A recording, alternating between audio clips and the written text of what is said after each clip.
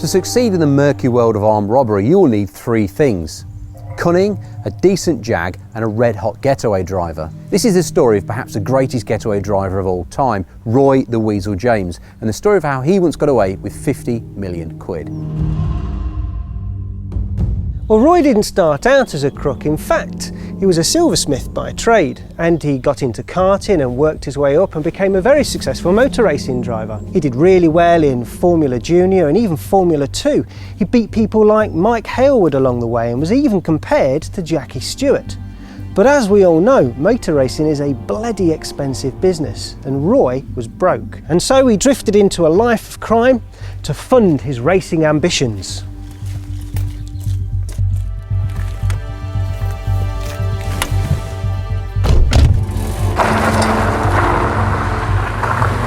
So when the motorway network in Britain opened up in the 1960s, most police forces were equipped with Z-cars. Now these were 2.5 litre Ford Zephyrs and Ford Zodiacs, but they were pretty rubbish. They were crap. There's no two ways about it. I don't want to upset the Ford geeks, but they were pretty awful high-speed pursuit vehicles. The Zephyr 6 in particular could barely crack a ton. It took a woeful 16.1 seconds to hit 60 from a standing start. But worst of all, they had a terrifying tendency to weave and wobble at high speeds. Well, of course, the gangsters, who didn't exactly have to go and buy their cars, if you know what I mean, preferred the big Jags, especially the 3.8 litre Mark II, which had a 220 brake horsepower engine, which had originally been developed for the Le Mans races of the 1950s. Now this thing could hit 60 in a shade over 8 seconds and sail on to 125, no problem whatsoever. Now that's 50 years ago. That's I know. Pretty good performance for even by modern standards, and it is quite a big, heavy car. Yeah. But I read somewhere that Roy actually preferred the 3.4 to the 3.8 Jag because apparently it's more freer revving, and he thought that it actually handled better. He really knew his cars. Yeah, well eventually the police had to get their own Jags in an effort to keep up with the bad boys. But it's rumoured that in this sort of ongoing Jag-based space race, as each tried to get the edge, that Roy actually arranged for some of his criminal mates to rob Jaguar's own competition department for better tyres, uprated brakes and other tuning goodies, just so that his car would continue to have the edge. It's also worth pointing out that there's an awful lot of allegedly, supposedly in this story because remember, this guy was never caught. There's a lot of anecdotal information, and of course he's now dead, so he's not here to defend himself. So please feel free to take this all with a pinch of salt, particularly if you're legally inclined.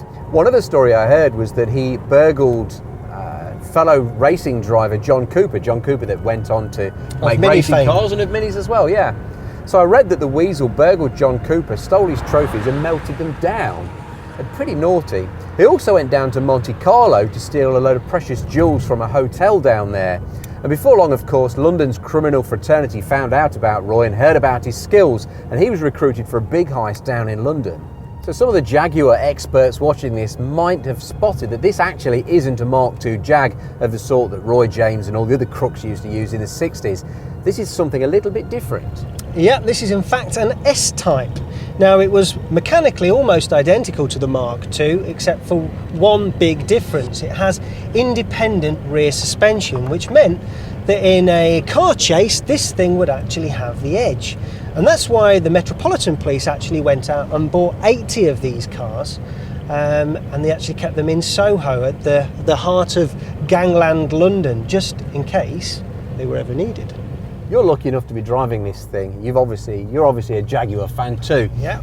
Tell me about this car. How's it drive? Well, this is a special day for me, mate, because this has definitely been for quite some time one of my bucket list cars.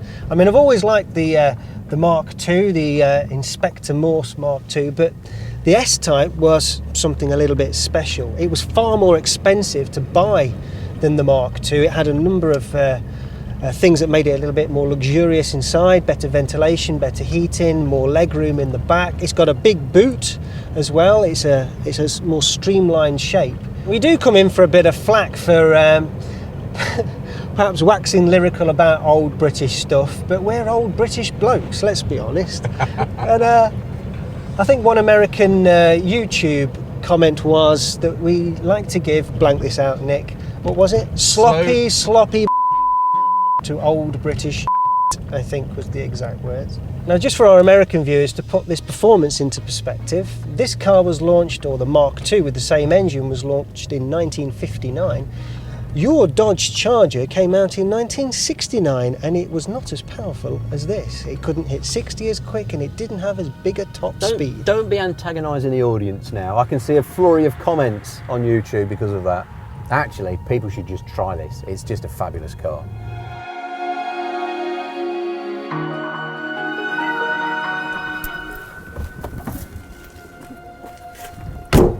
That is seriously cool. I do love the classics, but I got this XJR from Big Al. All right. No questions asked. Shall we? Yes.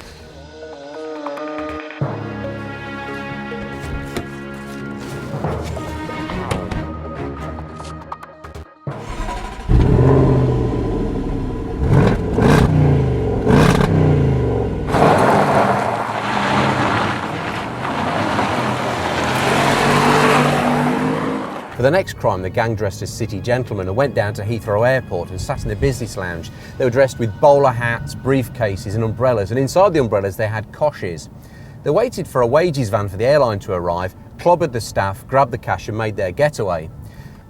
To make their getaway, Roy rammed an Austin, ran a red light and generally drove like a racing driver, well, because he was one. He outran the cops and promptly went over to Brabham Motor Racing Developments, emptied his sack of cash onto the desk and paid cash for a brand new BT6 single-seater. Of course, this meant he could go racing again, and actually there's quite a bit of footage knocking about online of him campaigning in that Brabham.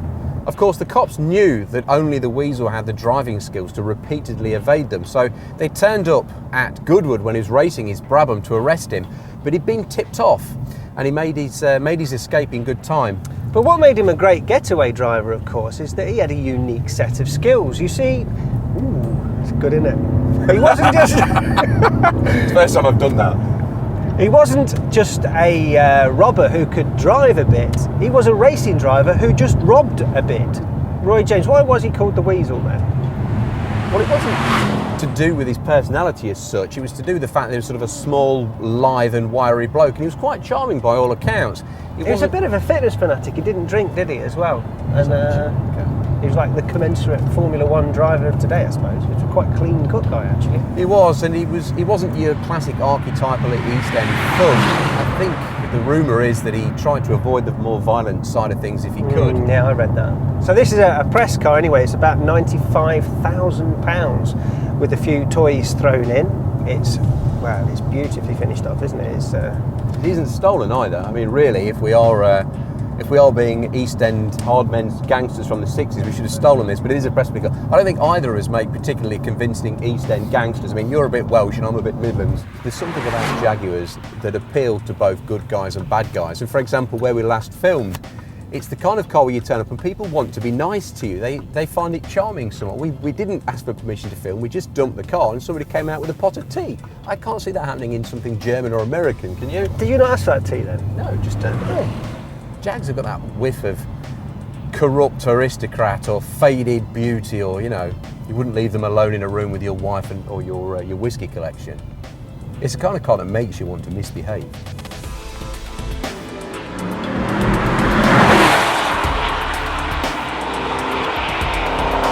And then the big one.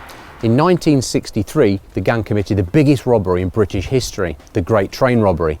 Maybe you know the story. They sabotaged the stop signal in Buckinghamshire for the overnight train from Glasgow to London carrying all of the post. In it was the equivalent of £50 million in cash. Well, that's equivalent in today's money. They clobbered the driver, threatened the staff and escaped with the money. This shook Britain to the core.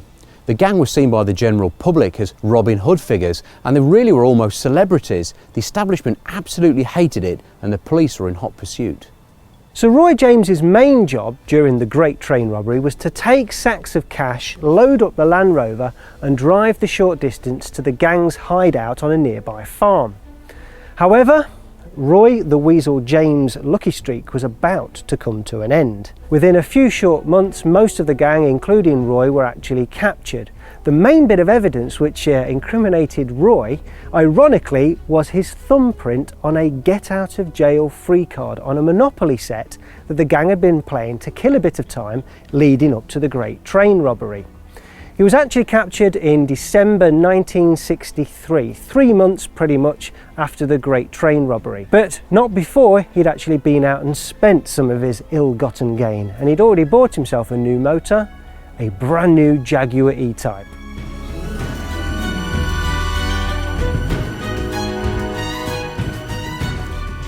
Roy served his time in jail for the Great Train robbery, but he still wanted to be a racing driver. So on his release, he pestered everybody he could in order to get a return to racing, even at, how old was he? He was 40 by the time he got out, yeah. But nobody wanted to touch him. But he hounded everybody he could in order to get a drive, and one of those people he pestered was one of the richest men in the world, also the man behind F1, Bernie Ecclestone. Yeah, now it's rather tenuous, but some people put 2 and 2 together, and what they say is...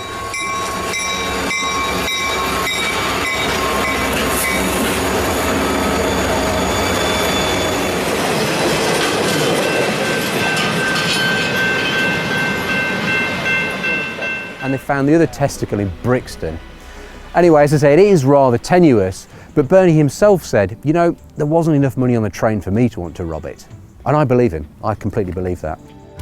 Bernie didn't give him a driver's seat, but he did put Roy's skills as a silversmith to work, commissioning him to make the race promoters trophy, which to this day is still awarded by the FIA. Well, Roy the Weasel James died in the mid-90s, just as Jaguar were actually launching their first supercharged road car, the original XJR. Well, this of course is the Ian Callum designed 5th incarnation of the XJ, and it's a big modern design, a big departure from the traditional XJ silhouette, but I'm sure Roy would have still loved it. It's a traditional Jaguar at heart. It's got big power, it's got great grip, and most of all, it's got a slight whiff of something naughty about it. Roy the Weasel James, Jack the Hat McVitie. Yeah, Buster Edwards. It seems that all of the gangsters... They all have good names, don't they? They've all got gangster names. I think you and I need gangster names. Right. Rich Magician Douchebird. I like that. Why is that? Why the magician? You think it's probably because of your silky driving skills, don't you? Yeah, because I'm magic at the wheel. No, is that it? Because of your crap beard and your black roll neck. Okay. Why did gangsters pick Jaguars? And also, ironically, why did the cops pick Jaguars? What was the appeal? Why couldn't they do this in a 7 Series or an Audi A8? Well, because in 1959 there wasn't anything that could actually touch the Mark II Jag, was there, when it first came out?